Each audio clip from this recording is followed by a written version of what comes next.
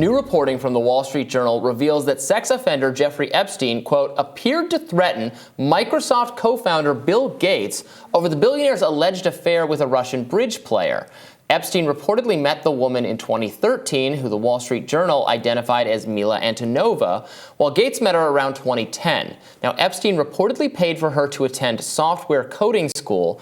Then in 2017, Epstein sent an email to Gates asking to be reimbursed for the cost of the course. Again, that's according to the Wall Street Journal.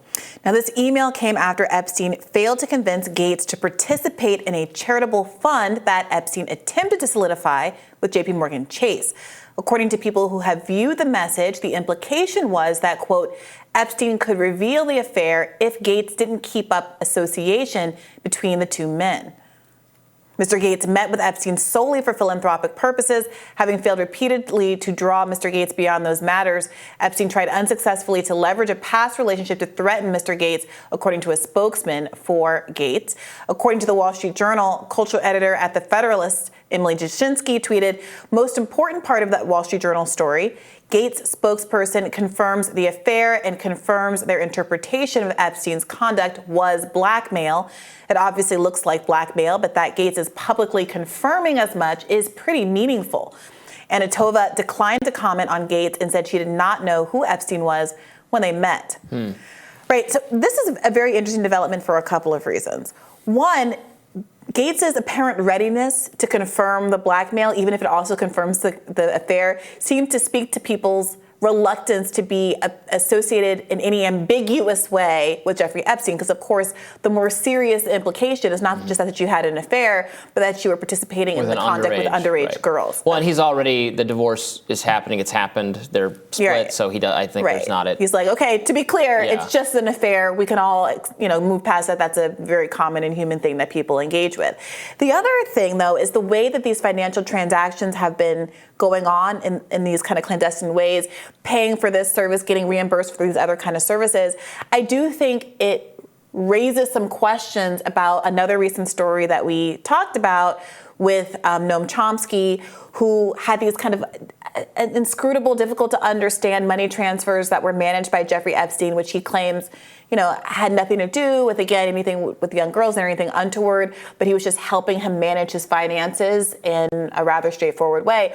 When you look at the way that money is being moved to cover blackmail payments in this situation, I do think it's going to raise implications for people about other ways that Epstein has been involved in people's personal finances that have been, up until this point, rather inscrutable. Absolutely, and this is another example of what is believed to be Epstein's kind of modus operandi is to have people become compromised and then to leverage that against them. That looks like, again, exactly what he tried to do there. He knew something. He brought it up again because he wanted this extended financial partnership with Bill Gates. And the covering coding lessons is very reminiscent of what Chomsky said, help me moving funds because I lost my wife and I didn't know where they were. There was the college president who said, help me pay for a poetry endowment or something like that. It was something connected to a poem. Yeah, but in all of these instances, I mean, the underlying question is why Epstein is doing this. Why wouldn't Bill Gates just pay for the coding classes? Right? Could he not afford it with his $100-odd billion worth of wealth? No, of course not. And why not just, if you want to give a donation? Maybe his wife goes over all the payments or something and be like, who's this girl you're paying for? No, but the endowment to the university also, why not just give an endowment directly? Either you're trying to hide that it's from Epstein, which is in and of itself a problem for the university accepting these funds if that was an underlying issue, but also, is it something even more than that? So we can only live in this speculative place for so long before I think people are going to start drawing their own conclusions. And for that reason, I can understand why Bill Gates seemingly is just wanting to get out in front of this and say, yeah, I admit it, but I only admit to this portion of it. It's a very different response than the one we got from Chomsky, which was more or less, this is none of your business, but out. And I don't think that that's helpful to Chomsky to the extent that he's trying to get past this or clear his name. What else what other dirt did Epstein have on people, and was he trying to leverage his dirt on people in other contexts? And was he trying to get himself? Did he have dirt on law enforcement type people, political figures who could help prevent or thwart any prosecution into him, or who helped get him the very sweetheart deal in the first place. Again, convicted of sexual misconduct with a minor, ended up, I think, serving it under house arrest with like an ankle monitor. It was sounded like a pleasant vacation, not the normal criminal. He didn't get sent to prison. He didn't, that kind of thing the first time.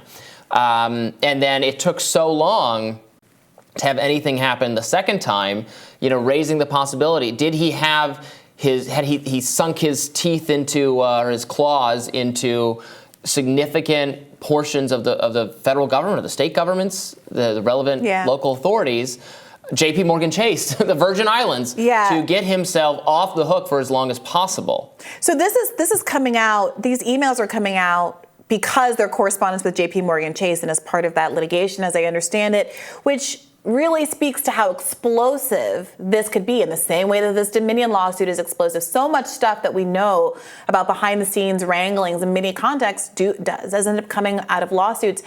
And I don't have to tell you that people have all kinds of feelings about Epstein's death and what actually caused it, and if it was in fact a suicide. But the implication there, the argument that it was not a suicide, is that if he starts to talk, too many people are going to go down with him. Yeah. And I wonder if people are looking at this lawsuit as similarly threatening exposure of extremely powerful people on a very broad basis. Certainly Bill Gates becoming an early casualty of sorts of this discovery, of these disclosures, is pretty significant, and I think a good reason to continue to follow that lawsuit very closely. We are going to continue to follow it closely, and I have to again congratulate the Wall Street Journal, which is doing just fantastic reporting on Epstein's financial connections to important, powerful people, and they've not let this story lapse. They're still covering it, and it's really and they're getting like scoops, like original. They're looking more closely at the documents than anyone else is, and they've been virtually the only people doing that. So it's great to see them doing great reporting. On that. Some high praise for establishment media every now and again. We'll call balls and strikes. We'll call them like we see them. I don't like how hard it is to log into their website and get around their paywall. You were being thwarted by that just now. I subscribe, and I couldn't get in to read this article. I had to pivot over to The Guardian and read their coverage for what it's worth.